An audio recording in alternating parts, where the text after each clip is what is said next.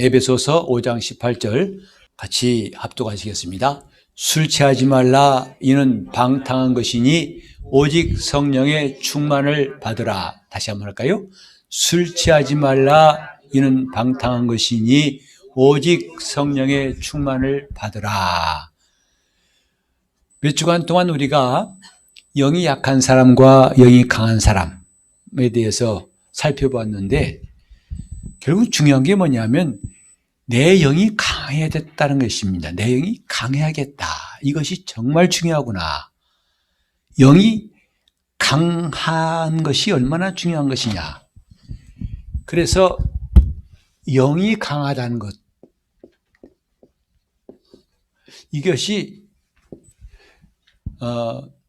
이제 우리 신앙생활 속에서 하나하나 체험됐으면 좋겠어요. 우리가 불안하다는 것은 지금 영의 생각이 아니라고 그랬지요. 평안은 영의 생각이에요. 내가 지금 영이 강한지 아닌지는 누구한테 물어볼 것도 없어요. 금방 우리는 알 수 있어요. 뭐에 의해서? 말씀에 의해서 깨달을 수 있다고요. 우린 기도할 때도 불안하죠. 그럼 벌써 영이 약한 거예요. 그러나 영이 강하면 기도할 때도 얼마든지 담대하게 기도할 수 있어요. 담대하다는 것은 두려움이 없고 불안함이 없는 거예요. 근데 그것은 내가 노력해 되는 게 아니라 영적인 것이라는 것. 영이 강하면 평안하다. 이것은 우리가 익히 지금 들어온 말씀이잖아요. 우리는 불안할 때 자꾸 내가 진정하려고 그래요. 이러면 안 되지. 자기 그런 노력은 쓸데없다는 걸 우리는 알고 있어요. 왜? 평안은 영적인 거예요. 영이 강하면 평안할 수밖에 없어요. 영이 강하면 담대할 수밖에 없다고요. 근데 자기가 무슨 극기 훈련하고 뭐 노력해서 영이 강해진, 담대해진 걸로 착각하지 마세요.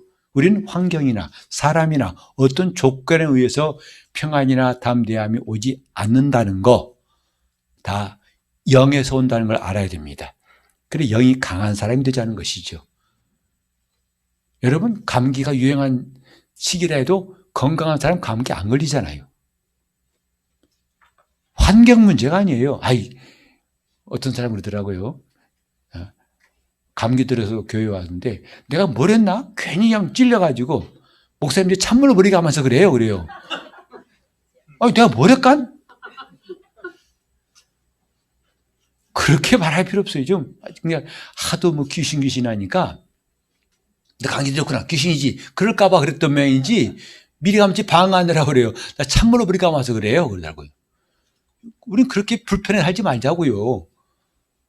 찬물이 문제가 아니에요. 내 영이 강하면 놀라운 하나님의 역사가 있다는 것을 알고, 우리는 이제 마지막 그 영이 약한 사람, 강한 사람의 이제 완결이라고 마무리를 할 수 있는데, 영이 강하단 말이 뭐냐면 한마디로 성령 충만한 거예요. 성령께서 충만히 내 안에 역사하신 게 영이 강한 겁니다. 오늘 본문에도 술 취하지 말라. 그리고 이는 방탕한 것이다. 그러므로 오직 성령의 충만을 받으라 했어요. 안타까운 것은 성령 충만이란 말이 너무 흔해가지고 그냥 하나의 말로 들려요. 성령 충만? 알아. 충만할게요. 무슨 충만이 자기의 스위치인가? 원하는 대로 쇼핑하듯이 충만했다 말았다. 그런 게 아니라고요. 엄청난 겁니다. 여러분, 여기 술 취해보신 경험 있는 손 들어보세요. 안 들겠지, 아마. 옛날에 왕년에 술 취해본 경험이 있을지라도 뭔가 손이 올라가다 말잖아요. 그죠? 근데 우리는 안 취해봐도 알잖아요. 술 취한다는 게 뭐냐면 술이 나를 지배하는 거예요. 온통 내 몸을 지배하는 술 취한 거 아니겠어요? 여러분, 술 취해보세요. 왜 그런 말 있잖아요. 술 먹으라는 게 아니에요. 또 왜요? 술 취해보세요란 말하니까 또 목사님 술 권하는 것인가 보다. 아니고, 그 술 잘 먹는 사람들이 하는 말이 있어요. 처음에는 사람이 술을 먹습니다. 그 다음 단계 뭐죠? 술이 술을 많이 아는 것 같아요. 이거 참 비밀 다 드러나네. 그 다음 단계 뭐냐면 술이 술을 먹고, 그 다음 단계는 술이 사람 먹습니다. 기가 막히게 잘하시네요. 어떻게 참. 근데 몰래 말하려고 했더니 다 알아버리네, 그래야. 술 취하지 말라. 그 술이 너를 지배하는 것을 하지 말라는 거죠. 왜? 그럼 방탕하다 이 말이죠. 근데 왜 바울이 성령 충만을 말하면서 왜 술 취함을 말했을까? 금방 이해할 수 있잖아요. 성령의 충만을 받으라. 다른 말로 하면 성령이 너를 온통 지배하시게 하라 이거예요. 그게 영이 강한 거예요. 우린 정말 영적 생활하면서 절실하게 필요한 게 뭐냐면 영이 강해지는 겁니다. 제가 몇 번 말씀드렸죠. 영적 생활은 누구나 다 대부분 힘들다고 그래요. 그러나 다 힘들어하지 않습니다. 영적 생활이 쉽다는 사람도 있어요. 왜? 영적인 힘이 있기 때문에 쉬워요. 힘이 있으면 쉽습니다. 힘이 없으면요 다 어려워요. 육신에 속한 사람들은 영적 생활이 무지무지 힘들고 불가능해 보일 겁니다. 그러나 영적인 사람은 영적 생활이 자연스러워요. 어렵지 않습니다. 여러분도 느끼실 거예요. 전에 믿음을 가졌을 때 처음에는 모든 신앙생활이 힘들었지만은 점점 믿음이 성장하니까 영적 생활이 힘들지 않죠. 즉 전에 5분 기도하기가 무척 힘들었었는데 지금은 5분이 뭐야? 10분이 뭐야? 막 시간 지나가죠. 그만큼 자기 영적인 힘이 생겼다는 증거 아니겠습니까? 영이 강해졌다는 증거 아니겠습니까? 같이 합시다. 영이 강해져야겠다. 그것이 우리가 영적 생활을 열심히 해야 할 이유예요. 여러분, 왜 모이기를 힘쓰고, 왜 기도에 힘쓰고, 왜 주님 뜻대로 살기 힘써야 되냐? 영이 강해지는 것이기 때문에 그렇습니다. 영이 강해지는 것 때문에. 이것처럼 중요한 게 있겠냐고요. 이제 세월이 지날수록 건강이 참 귀하다는 걸 느끼잖아요. 젊었을 때는 건강 별로 신경 안 썼어요. 뭐 철에 하루에도 끄떡없이 다음날도 다 나가 근무했으니까. 그런데 나이 들어보니까 한번 밤새면요 힘들어요. 이 호주 갔다 올 때도 시차는 2시간밖에 안 납니다. 물론 비행기 타고 11시간 가야지만 시차는 2시간이에요. 근데 이것도 시차라고 힘들더라고. 갔다 오니까요 힘들어요. 그래서 어떤 사람이 설명 들으니까 시차 1시간 회복하는데 하루 걸린다고. 저 콜롬비아 같은 데 가면 시차가 14시간 납니다. 아이고 참 그렇죠? 미국 뉴욕 가도 14시간 나요 시차가. 그러니까 참 저런 건데 가며 오며 출발해가지고 가서 가자마자 다음날 집회하고 그다음 집회 끝나면 바로 비행기 타고 오거든요. 그러니까 시차가 헷갈리는 거죠. 가서 시차가 그쪽도 적응 안 된 상태에서 다시 또 서울로 옵니다. 혼란스러운 시차예요. 지금 이게 젊었을 때는 힘이 있다 보니까 이런 게 별로 문제가 안 되는데 나중에 힘이 빠지면 하나하나가 힘들어요. 비로소 우리는 육체가 연약한지를 그때 깨닫는 거예요. 젊었을 때는 뭣도 모르고 하다가 이거 참 중요하구나. 건강해야겠다. 건강도 잘 관리해야겠다. 그런 것처럼 영적 생활도 관리가 필요한 것은 안 그러면 약해지고 안 그러면 다 어려워집니다. 힘들어져요. 바울 사도가 오직 성령의 충만을 받으라 한 이유가 그겁니다. 오직이에요. 다른 길이 없다는 거예요. 성령 충만 밖에는 다른 길이 없다는 거예요. 또 반대로 말하면 성령 충만하면 문제가 없다는 거예요. 그런 문제가 없어요. 우리가 이걸 실감한다면 성령 충만이라는 것이 얼마나 필요한가를 아주 절실히 느낄 겁니다. 맞아. 성령 충만하면 돼. 성령 충만하면 우리가 지금까지 말했던 여러 가지 문제, 불안하고 두렵고 괴롭고 다 그냥 쓸려가 버리는 거죠. 남들은 다 허덕일 때 우리는 숨 가쁘지 않고 편안하게 갈 수가 있어요. 왜? 내 영에 힘이 있으니까. 영에 힘이 있으니까. 병도 영에 힘이 있으면 낫는다 이 말이죠.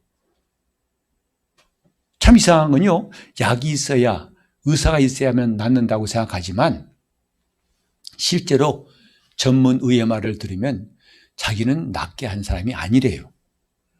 증상을 완화시킬 뿐이지 낫게 하신 분은 하나님이라고 하는 말을 그들도 합니다.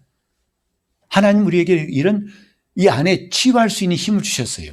문제는 그 치유하는 힘이 약하기 때문에 빨리 안 낫는 거죠. 쉽게 안 낫는 거죠. 상처도 젊었을 때는 금방 아물잖아요. 근데 나이 들면 잘 안 아물어요. 왜? 힘이 없어요. 모든 신체 기능이 떨어진다고요. 그 말은 뭐냐면 힘이 없다는 것이고 반대로 힘이 있으면 빨리빨리 회복되겠죠. 영적인 것도 마찬가지다 이 말이죠. 그래서 오늘은 이 성령 충만하자. 영이 강하려면 성령 충만한 것밖에 없다 이것인데, 이제 오전에도 말했습니다만 우리가 거듭난 사람, 이기는 사람이 되게 하셨지만 우리 현실은 그 말이 무색할 만큼 종종 넘어지고 깨지고 엎어지고 뒤집어진다 이 말이죠. 우리 그때 낙심을 해요. 아유, 예수 믿어도 형편없는가 봐. 또 혹은 믿음이 없는가 봐 하고 자기 자신이 믿음 없다는 걸 자책한다 이 말이죠. 거기서 우리는 잠깐 스톱하고 생각하라고요. 말씀드린 것처럼 낙심하지 말자는 거죠. 포기하지 말라는 거예요. 패배의식을 떨쳐버리라는 거예요. 거기에 묶이지 말라는 것이다 이 말이에요. 그 생각에 묶이지 말라는 거라고요. 거기에 내 꼼짝없이 항복하지 말라는 거예요. 왜? 그것은 실패가 아니고 절망이 아니라는 것. 다시 우리 일어날 수 있다는 것. 시편 37편 24절에도 말씀한 것처럼 우리가 하나님이 붙드신 사람은요, 넘어져도 아주 엎드러지지 않느니라 하신 말씀이세요. 그 말은 넘어질 수 있다는 것이고, 넘어지더라도 그건 절망이 아니고 그분이 붙드신 사람은 다시 일어난다는 거 아니겠습니까? 중요한 건 회복이에요. 다시 돌아올 수 있냐 문제지.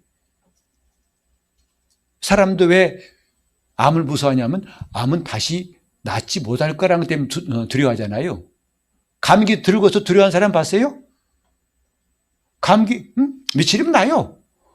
또 그때 어떤 걸 물어봤더니 아이고 제가 그때 어떤 막 그 병이 돌 때 들어봤는데 수두, 그때 우리 아이가 수두가 어렸을 때 걸려가지고 그랬더니 그 말이 참 희한해요. 병원 안 가면 14일 걸리고 갔다 오면 15일 걸린대요. 낫는 게. 그 말이 뭐예요? 뭐 가나마나 얼른 난다는 거죠. 낫기 때문에 괜찮은 거예요. 근데 이거는 못 낫습니다. 그럼 절망이죠. 겁나죠. 신앙도 마찬가지예요. 돌아오면 된다 이 말이에요. 주님께 돌아오지 않는 게 문제지, 돌아오지 않는 게, 마귀는 돌아가지 못하게 하려고 자꾸 절망하게 만들어요. 낙심하게 만들고 포기하게 만들어요. 너 끝났어. 하나님 너 버렸어. 넌 안 돼. 너는 이제 버린 자식이야. 이게 속은 거라 이 말이죠. 그때 우리는 하나님 말씀을 기억하라 이 말이죠. 그분은 탕자가 돌아오는 그 기쁨을 아버지가 표현한 것처럼 그렇게 우리를 상한 갈 때도 꺾지 아니하시고 꺼져가는 심지도 끄지 아니하시고, 꺼져가는 심지라 말하면 연기만 낳는 심지라는 거예요. 다 불신 없어. 다 연기만 난다는 거예요. 그래도 그것을 발로 밟아버리지 아니하시고 하나님이 기다리신다는 거 아니겠습니까? 이런 말씀이 심어진 사람들은 그 말씀이 생각날 것이다 이 말이에요. 그러니 평소에 말씀을 자꾸 자기 심중에 심는 게 얼마나 중요한가를 깨닫습니다. 자, 영이 강하게 하셨지만 우리를 내 영에 새 생명을 주셨지만 그 새 생명이란 말은 하나님의 생명을 주셨다는 뜻입니다. 이전의 생명이 아니라 하나님의 생명을 주셔서 그 생명을 우리가 얻게 하신 거란 말이죠. 그럴지라도 우리는 불쑥불쑥 어떻게? 불쑥불쑥 육신의 생각이 올라오게 되어 있어요. 우리가 이 땅에서 육신을 갖고 있는 한 아무리 영적인 사람도 어느 순간에 누구든지 불쑥 육신의 생각이 올라올 수 있다는 거 꼭 기억하세요. 내가 왜 이러지? 이런 생각하면 안 되는데, 아니 안 되는 데가 아니라 그럴 수 있다는 것을 알라 이 말이죠. 1분 동안에 42가지, 42가지 생각이 평균 지나간다, 우리 앞에 지나간다잖아요. 뇌리에는. 그러니까 영화 필름보다 더 많아요. 영화관의 필름은 16컷인가? 16개인가 24개인가 이게 빨리빨리 지나가기 때문에 그게 연결돼가지고 잔상이 남아가지고 움직이는 것처럼 보인다는데 이건 42번. 엄청 많은 것 같아요. 그러니까 별 생각이 다 지나가죠. 제가 어떤 사람 축사를 해주는데 그러더라고요. 아주 나이 40 넘어가지고 이제 늦게 결혼했고 어떤 회사의 뉴욕 지사장까지 하고 굉장히 좀 잘 나갔던 분인가 봐요. 근데 그때 회사 자기가 늦게 결혼해가지고 아이를 낳았는데 얼마나 아이가 귀하게 했어요. 근데 한 번은 그 시인 집회 왔길래 왜 왔냐 했더니 저도 잘 모르겠어요. 정말 제 마음 모르겠어요. 그러더라고. 왜요? 했더니 자기가 아기가 이뻐가지고 이렇게 하다가 아파트 이 창문이 벌다가 던져버릴까? 그런 생각이 나오더라는 거예요. 그래서 이거 뭔가 문제 있다고 왔다는 거죠. 아니, 그 생각 왜 하겠냐고. 해야 할 이유가 없어요. 근데 불쑥 떠오르는 거예요. 그죠? 그 늦게 얻은 아이가 얼마나 귀할 텐데 안고 있다가 저 밑에 던져버릴까? 이렇게 불쑥 우리 생각에는 수없이 많은 것들이 왔다 갔다 해요. 그래, 그것을 문제는 뭐냐면 붙잡으니까 문제라는 거예요. 그때 우리 배웠죠? 그럴 때 어떻게 하라고요? 지나가. 어서 가. 시작, 어서 가. 시작, 어서. 보내세요. 보내시면 돼요. 뭔가 안 될 것 같은데. 지나가. 어디 아플 것 같다 보면 의실이 출근. 지나가. 그럼 다 함께 와요. 근데 쫓아가서 붙잡어. 그게 문제예요. 지금 누구나 다 우리는 이렇게 불쑥 올라오는 게 있다는 걸 인정하세요. 그건 여러분 절대로 여러분들이 괴로워할 게 못 돼요. 나는 문제야. 역시 나는 문제야. 역시 문제가 아니라 그럴 수 있다는 것을 인정하라 이 말이죠. 근데 문제는 뭐냐면 어떻게 이걸 처리하느냐가 문제예요. 이 불쑥 나오는 생각들을 누구나 생각이 나올 수 있는데 이것을 어떻게 처리하는가가 이게 중요한 거예요. 어떻게 처리하는가. 그러니까 우리는 말씀에 비추어서 내가 지금 육에 속한 자인지 영에 속한 자인지를 분간하는 것이 중요합니다. 즉 내가 수시로 떠오르는 생각일지라도 이것이 어떤 쪽에 속했는지를 무엇으로 분별한다고요? 하나님의 말씀을 통해서. 그래서 우리가 평소에 말씀을 갖고 있는 게 굉장히 중요한 거예요. 말씀을 붙잡자, 말씀을 갖고 있자 이 말이에요. 말씀에 의해서 분별하라는 거죠. 말씀에 비춰가지고 내가 어디에 속한 자인지 그걸 분별하는 게 중요한데 이게 불쑥 생각이 올라오는 것 이건요 그렇지 않은 사람이 없다고 여러분 생각하셔야 돼요. 저를 포함해서 정말 저도 개척해가지고 한동안 힘들 때는요 저도 죽고 싶은 생각 많이 했습니다. 안 믿으시겠지만 여러분 참 믿음 좋아 안 믿잖아요. 왜 그렇게 목사님 그럴 리 없어. 참 믿음 좋으세요. 절대 안 그럴 거야. 아니요. 그랬었어요. 그것도 한두 번도 아니에요. 근데 그런 생각들이 있다면 저 지금 여기 없을 거예요. 그죠? 누구나 다 불쑥 그런 생각이 올라올 수 있습니다. 그게 문제가 아니고 처리하는 게 문제예요. 그 처리를 어떻게 하느냐가 문제래요. 염려나 불안이 없을 수 있다고요? 저도 그렇게 하나님 주신 평안을 누리고 있지만 어느 순간에 불안할 때가 있어요. 염려가 있을 때 있어요. 오늘 누가 안 보이네? 오늘 그리고 또 전화가 오면 괜히 옛날 생각나가지고 가슴이 덜컹해요. 교인이 전화하면 되게 교인들이 전화할 때 기뻐 할렐루야 하고 하는 교인은 별로 없어요. 목사님 근데 있잖아요. 근데 그러면 조마조마합니다. 또 그 뒤에 말이 궁금해요. 그 뒤에 또 무슨 정말 시험 쳐놓고 합격자 발표 보는 심정 같아가지고 조마조마합니다. 그게 다 저도 어쩔 수 없어요. 그냥 누구나 다 이렇게 아무리 영적으로 산다 하더라도 이런 생각이 불쑥 올라올 수 있는데 중요한 게 뭐냐 하면 이때에 그것을 어떻게 처리하느냐가 중요한데, 자, 우리 한번 잘 아는 말씀이죠. 빌립보서 4장 6절과 7절 한번 읽어볼까요? 6절과 7절 같이 읽어보겠습니다.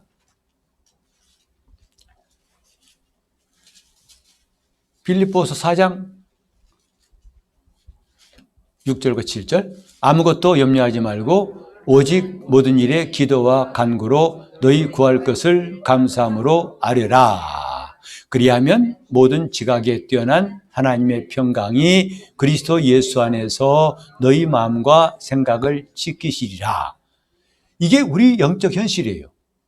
아무것도 염려하지 말고. 이 말이 뭐예요? 염려가 있기 때문에 바울이 이렇게 말했을 거 아니에요. 원래 염려 없는데 이런 말 하지 않잖아요. 공부하는데 공부해라 말 안 하잖아요. 지금 우리는 예수 그리스도 안에 있고 믿음으로 산다고 하지만 순간순간에, 예를 들어서 가룟 유다는 주님의 제자 아닙니까? 주님과 동고동락하면서 함께 있는 사람 아닙니까? 그 사이에도 틈을 파고 들어와가지고 마귀가 예수를 팔려는 생각을 유다에게 넣었더라 했어요. 그 틈을 이용해가지고. 마찬가지로 염려라는 것은 우리 믿는 사람에게도 수시로 찾아올 수 있어요. 불청객이죠. 근데 바울은 그에 대한 처리 방식을 말하기를 염려하지 말고 그랬어요. 그 다음에 뭐하라? 모든 일에 기도와 간구로 구할 것을 감사함으로 아뢰라. 그래서 하나님 앞에 염려를 제쳐놓고 기도하라. 이런 처리 방식을 말했다 이 말이죠.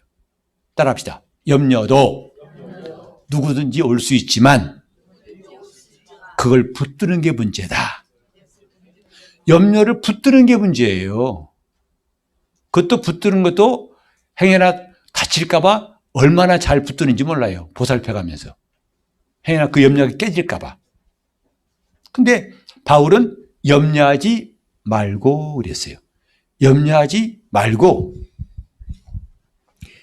그러니까 이 처리 방식은 뭐냐면 기도하라는 거거든요. 기도하라는 거예요.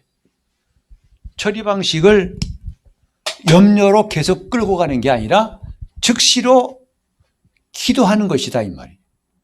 그러니까 염려한 사람은 기도하지 않은 사람이고 기도한 사람은 염려를 하지 않는 사람이에요. 둘 다 할 수는 없어요. 여러분 이제 군대 가면 참 재밌는 일이 있어요.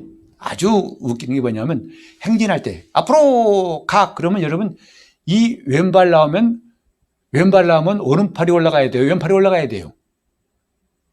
또 연구해 봐야 되죠. 응? 당연히 이게 나가면 이렇게 올라가야 돼. 이렇게 가야 돼. 엇박자 이랬는데 아주 긴장해가지고 앞으로 가 그러면 헛 이거 참 이거 여러분 지금 웃죠? 군대 가면 살벌해요. 정신 안 차린다고. 왼팔은 빨리 같이 가면 안 되는 거예요. 염려와 기도는 그렇게 하면 안 되는 거다 이 말이죠. 왼발 내디디면 오른팔이 올라가야 돼요. 이건 모르시면 오늘 꼭 아시기 바랍니다. 중요한 거예요. 앞으로 가! 그러면 이상한 거라니까, 이것은. 그건 정상적이 아니라 이거요. 염려와 기도는 이렇게 함께 갈 수 있는 것이 아니란 말이죠. 그래서 염려가 올라오면 기도하라. 이건 공식이에요. 같이 합시다. 염려가 올라오면 기도하자. 그러니까 우리가 불안하고 염려하는 것 자체가 죄는 아닙니다. 누구나 다 그것은 피할 수 없어요. 하지만 그 다음 처리 과정이 중요한데 염려가 올라오면 아주 기도하는 이것이 우리의 공식, 신앙생활의 공식이 됐으면 좋겠어요. 염려에 붙들리면 안 된다 이 말이죠. 그래서 하나님께 나가서 아뢰는 것이죠. 하나님 앞에 아뢰는 거다 이 말이죠. 아마 이것만 우리가 한다면 우리 삶은 놀랍게 변화될 거예요. 정말 이전에 맛보지 못했던 놀라운 인생일 거예요. 그건 우리가 지금까지 얼마나 잘못된 방식으로 살아왔는가를 말해주는 겁니다. 마치 같이 올라가듯이 이렇게. 세상에 이게 몇 걸음 못 가요, 이러면요. 자기도 불편할 거야, 아마. 처음에 어쩌다 나온 것이지 그렇게 할 수는 없어요. 염려가 올라오면 기도하라. 이것이 중요한 공식인데, 바로 기도하면 어떻게 하느냐 하면은 우리 안에 거하시는, 우리 영 안에 거하시는 성령께서 성령께서 우리를 통치하시고 인도하신다, 이 말이에요. 이런 일들이 있습니다. 이런 놀라운 일들이 있어요. 반대로 우리가 염려한다면 그분이 일하실 것이 없어요. 그럼 나 혼자 다 해결해야 돼요. 하나님 앞에서 우리가 꼭 기억해야 할 것, 정말 염려가 생기고 걱정했을 때 기도하는 자리에 나가지 않고서 영이 강해질 방법은 결단코 없습니다. 여행이라도 바라지 마세요. 그런 방법은 없어요. 반드시 그래서 오직이에요. 오직 이 길밖에 없어요. 자, 아주 큰 소리로 염려가 올라오면, 그러면 여러분 기도하자 하세요. 염려가 올라오면 아주 마음에 심으세요. 염려가 올라오면 그냥 자동으로 기도하는 것으로 우리가 이제 패턴을 바꾸자는 거죠. 왜 이런 일을, 그거 따지지 말라는 거예요. 그건 아무 소용없어요. 다시 한번, 염려가 올라오면 자동으로 기도가 나오는 것은 참 잘하는 거예요. 불안한 마음이 생길 때 우리는 즉시로 기도하는 거예요. 주님, 나를 주장하시고 주님의 평안을 내게 주시옵소서. 그리고 우리가 아까도 말했지만 요한일서 4장 18절에 보면 사랑 안에 두려움이 없고, 이 말은 뭐냐 하면 예수 그리스도 안에 있으면 두려움이 없다는 뜻이에요. 그래서 내가 두려움이 있다는 것은 그 안에 있지 않다는 것을 말하는 것이고, 따라서 답은 뭐예요? 빨리 그 안으로 들어가면 돼요. 빨리 예수 안에 들어가면 돼요. 순식간에 우리는 이것이 아주 훈련돼 가지고 자동으로 즉각 행동한 것은 굉장히 중요한 것이고, 이 사람은 영이 건강한 사람이죠. 그래서 하나님 앞에 우리가 구할 것은 뭐냐 하면, 이런 기도하는 시간이 자꾸 줄어진다는 것은 위험 신호라 이 말이죠. 저는 지난번 주보에도 썼습니다만 지금은 참 기도하기 딱 좋을 때입니다. 왜요? 왜 딱 좋을 때죠? 그냥 봄이 오니까. 네?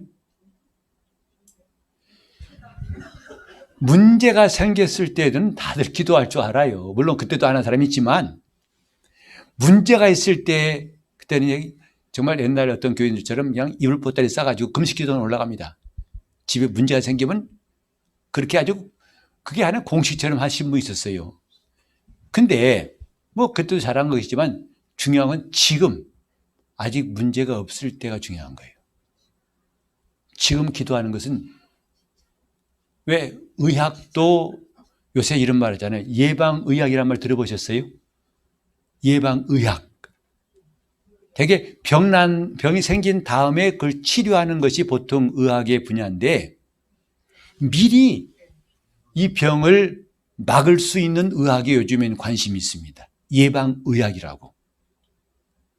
신앙생활도 예방의학처럼 미리 기도한 사람이 튼튼하게 준비할 수 있어요. 지금은 기도하기 딱 좋을 때예요. 지금 2월 말 3월 초기 때문이 아니고 봄이 왔기 때문이 아닙니다.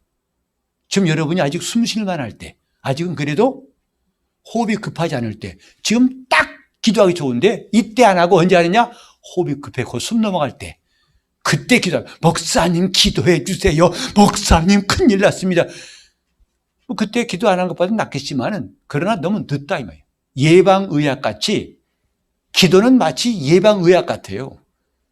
그러니까 기도라는 것을 예방의학처럼 쓰면 최고로 잘 쓰는 것인데, 그 기도를 응급처치하는 걸 쓰니까 좀 안타깝더라. 아쉬움이 있는 것이죠.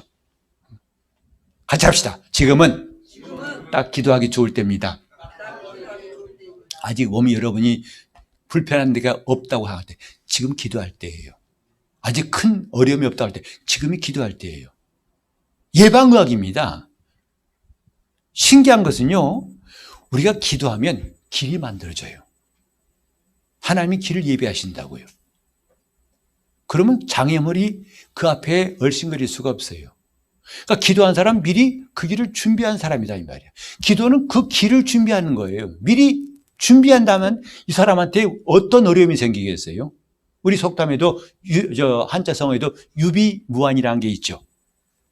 준비하면 환난이 없다 이 말이에요.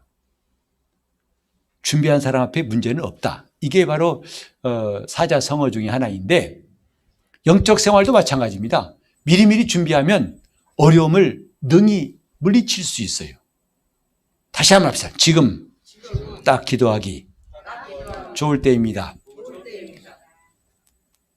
기도의 자리에 나가지 않고 우리가 강해질 수 있는 길은 결단코 없음을 좀 기억합시다.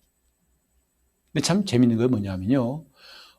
성도들이 어려움을 겪었을 때 하나님께 기도하죠.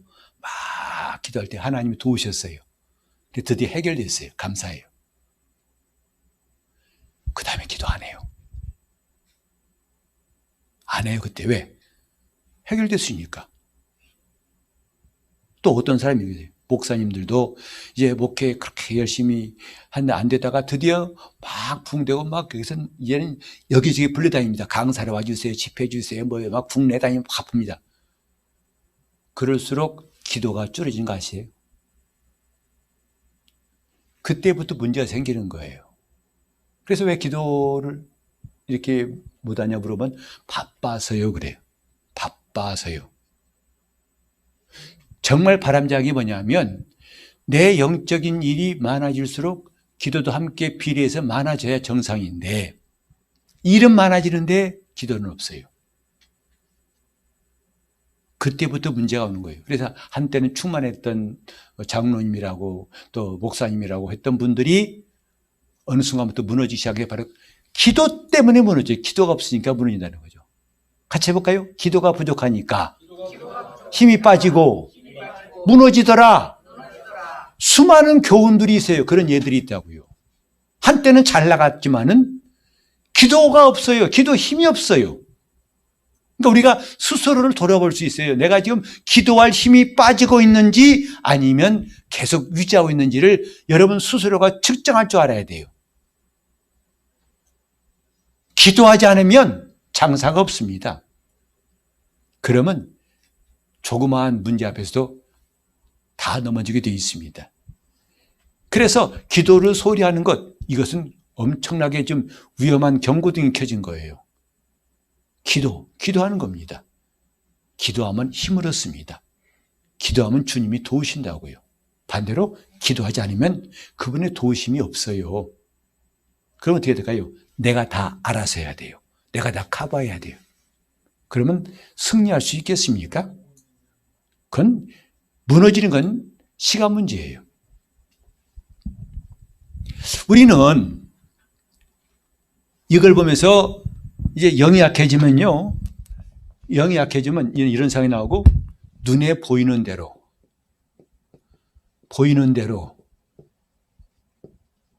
귀에 들리는 대로 이렇게 살게 됩니다. 눈에 보이는 현상에 매게 된다 이 말이죠. 일이 잘 풀려요. 할렐루야. 안 풀려요. 괴로워합니다. 눈에 보이는 대로 귀에 들리는 대로만 그것이 유일한 기준이 되고 있습니다. 이게 뭐냐면 기도하지 않을 때에 그가 택하는 길이에요. 온통 이것이 유일한 기준이에요. 눈에 보이는 대로. 사람들이 많이 모이면 할렐루야! 안 모이면 전부 이런 거죠. 들쑥날쑥할 수밖에 없는 거죠. 그러나 우리는 이제 이것이 아니라 성령께서 말씀하시는 대로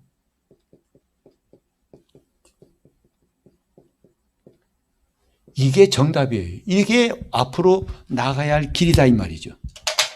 그러니까 아까 말한 대로 눈에 보이는 대로 사는 사람하고요, 하나님이 우리에게 말씀하신 대로 사는 사람하고는 수준이 달라요. 결과도 물론 다릅니다. 다 이야기 다르죠.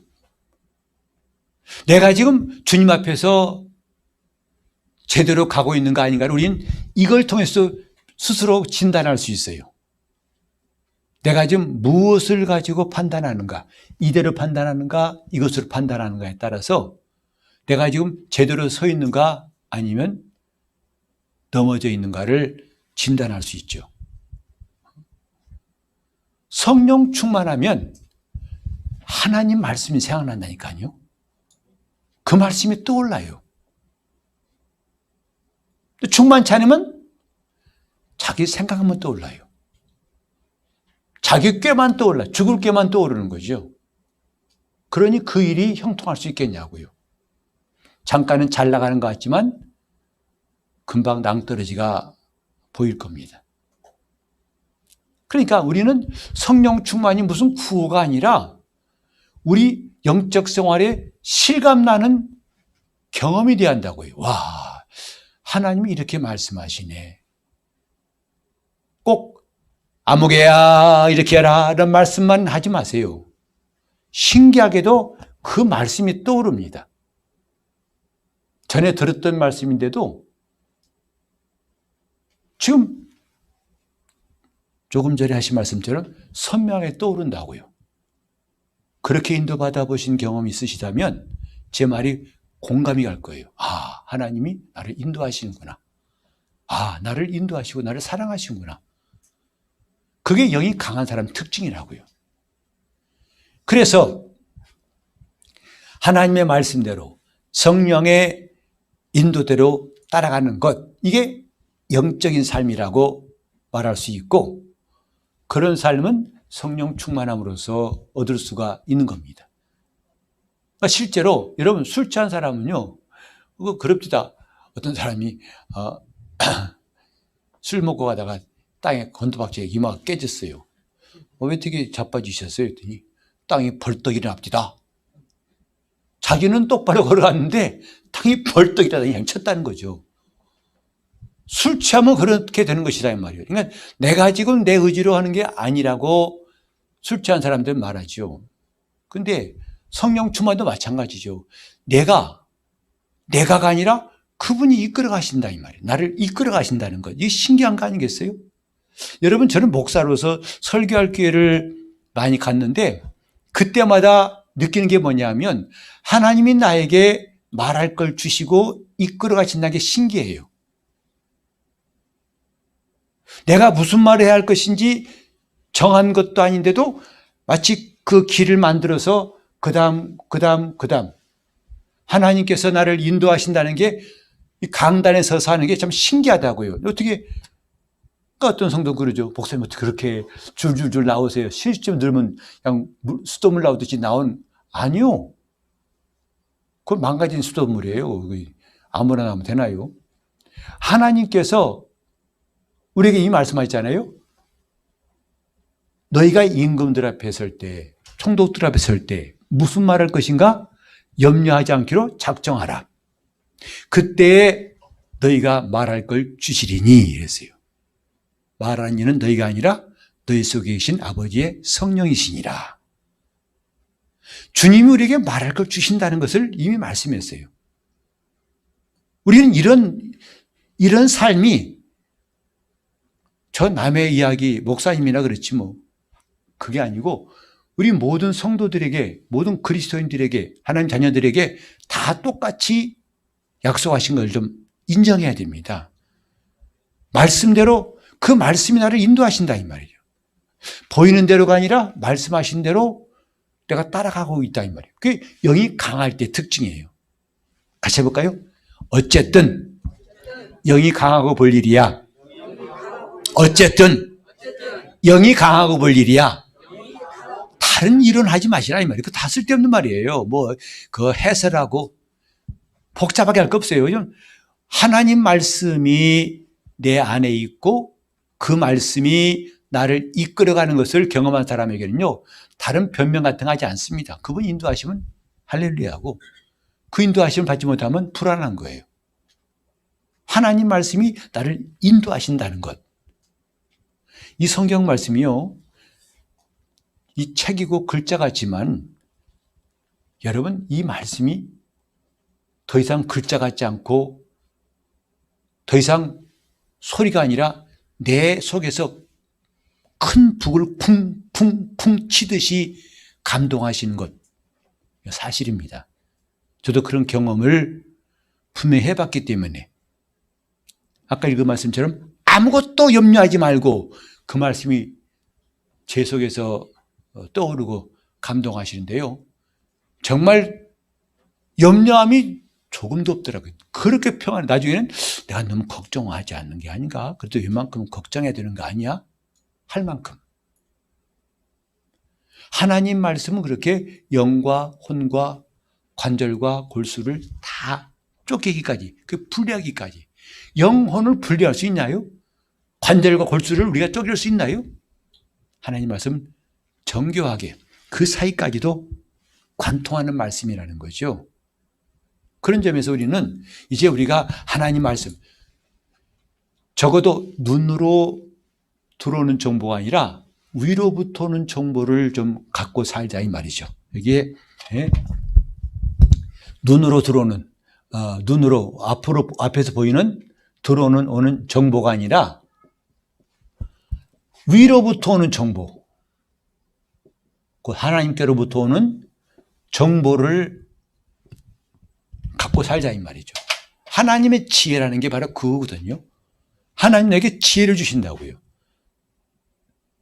유명한 사람의 지혜보다도 하나님이 지혜를 주신다고요. 정말 저도 이럴 때는 무슨 말을 해야 할지 앞에 캄캄할 때, 그때 하나님께서 내게 주시는 지혜가 얼마나 놀라운지. 와, 하나님 정말 저는 아무 말도 못할 수밖에 없는 그런 상황이었는데, 그때 하나님 주신 지혜가 놀랍더라고요. 위로부터 오는 정보. 이건 꿈이 아닙니다. 오늘 우리가 누구나 다 누리고 얻어야 될 하나님의 선물이에요. 그게 바로 성령 충만해야 할 이유다 이 말이에요. 그러니까 만약에 성령 충만치 않다면 순전히 내 이성으로 활동해야 돼요. 내 생각으로 판단해야 돼요. 내 감정으로 결정해야 돼요. 근데 성령께서 내 속에서 역사하시면요, 그분이 하신다 이 말이에요. 그분이 우리 지난주 금요일인가요? 시편을 읽는데 정말 놀라운 말씀, 35편인가 그 말씀이 있었죠. 뭐냐면 그분이 다윗이 정말 힘든 일을 겪었을 때, 원수에게 쫓기고 억울하고 힘들었을 때에 다윗의 대처 방법이 거기 나와요. 자기가 단칼에 사울을 처치해버리겠습니다. 왜? 절호의 기회가 2번이나 있었거든. 손만 내면 끝나요. 더 이상 이제 원수가 쫓아오지 않습니다. 이기는 거예요. 그때 다윗은 하나님의 손에 맡기면서 그 35편의 전체가 뭐냐면 하게 하소서, 이렇게 하게 하소서, 내가 하는 게 아니라 이렇게 하게 하소서, 하게 하소서. 신앙생활이 바로 그런 거예요. 누가 신앙생활의 특징을 묻는다면 나는 하게 하신 하나님이라고 말하고 싶어요. 나로 보게 하신 하나님, 나로 듣게 하신 하나님, 나로 말하게 하신 하나님, 나로 믿게 하신 하나님, 나로 가게 하신 하나님. 하나님이 나를 가게 하실 때 나는 가는 건 가장 좋은 선택이에요. 근데 내가 내 열심 따라 한번 가야지. 제가 해외 선교 사역을 이제 코로나 때까지 해서 그걸 1막이라고 생각하고 코로나 지난 다음에 그 2막이라고 제가 그 코로나를 경계에 나눴던 게 뭐냐면, 이제 코로나 이후 때는 더 철저하게 하나님이 가게 하시는 것을 제가 사모하게 됐어요. 하나님이 가게 하시는, 내가 가서 전해야겠다 이런 열심이 아니라 하나님이 가게 하시는 길. 물론 그전에도 그렇게 기도했었습니다만 이제 더 철저하게 저는 내 의지로 할 수 있는 것, 내가 하고 싶었던 것, 전해야겠다는 것, 이것이 있었던 것 같아가지고 제가 그걸 많이 반성을 했어요. 주님, 이젠 가게 하시고, 보게 하시고, 알게 하시고, 주게 하시고, 그분이 나로 하게 하시는 것을 사모하게 됐다 이 말이죠. 내가 병 나으려는 것보다도 병이 낫게 하시는 걸 사모한다면 놀라운 일이 일어나지 않겠습니까? 주님, 나를 고쳐주세요. 나는 아파 죽겠어요. 빨리요. 게 아니라 그분이 낫게 하시는 이 놀라운 일들이 우리는 얼마든지 일어날 수 있거든요. 자, 따라합시다. 하게 하신 하나님. 하게 하신 하나님. 기도는 그분이 하게 하시는 걸 말하는 거예요. 내가 하면서 기도한 건 아무 소용없어요. 그건 지가 다 한 거지 뭐. 나중에 말로만 하나님 하셨습니다는 거죠. 근데 진짜로요. 진짜로 기도하는 사람들은 하나님 하신 걸 본다고요. 오늘 우리 삶 가운데 그분이 이렇게 일하시는 일들이 더 많아지기를 바랍니다. 여러분 삶에 큰 변화가 있을 거예요. 하게 하신 하나님. 성령 충만하라는 것은 그분이 하시는 걸 느끼는 거예요. 그분이 보게 하시고 그분이 듣게 하시고 그분이 하게 하시면 느낀다. 이 얼마나 신기합니까? 용서도 내가 하려면 안 돼요. 용서하게 하신다 이 말이죠. 내가 믿으려니까 안 돼요. 근데 믿게 하신다 이 말이죠. 오늘 기도하실 때 주님, 나는 염려와 불안이 올라올 때 기도한 사람 되게 해달라고 성령께서 하게 하심을 더 많이 경험할 수 있도록 합심해서 기도하시겠습니다. 하나님 아버지, 영적 생활이 막연하고 어렵고 힘들어만 보였는데 예수 안에 거함으로 점점 쉬워지고 더 확실해지는 것을 경험하게 도와 주시옵소서. 허공을 치는 것 같이 답답한 그런 생활이 아니라 손에 잡힌 것 같이 하나님 말씀대로 사는 것이 실감나게 도와 주시옵소서. 주님, 우리 성도들 육보다도 혼보다도 영이 훨씬 더 강해지게 도와 주시옵소서. 성령 충만한 성도가 되게 하여 주시옵소서. 우리가 때로 걱정이 되고 염려가 올라올지라도 더 이상 이전처럼 붙들고 쫓아가지 않게 도와 주시옵시고, 주님, 염려가 올라올 때 즉각 기도하는 장치가 오늘 우리 속에서 발동되게 도와 주시옵시고, 바로 기도하고 바로 감사하고 바로 하나님 앞에 아뢰올 수 있도록 놀라운 승리를 허락하여 주시옵소서. 정말 우리 교회는 성도들마다 다 영이 강한 사람만 충만하도록 도와 주시옵소서. 기도하면 힘 주신다 했사오니 기도로 우리가 승리하도록 붙잡아 주시옵소서. 예수 이름으로 기도합니다.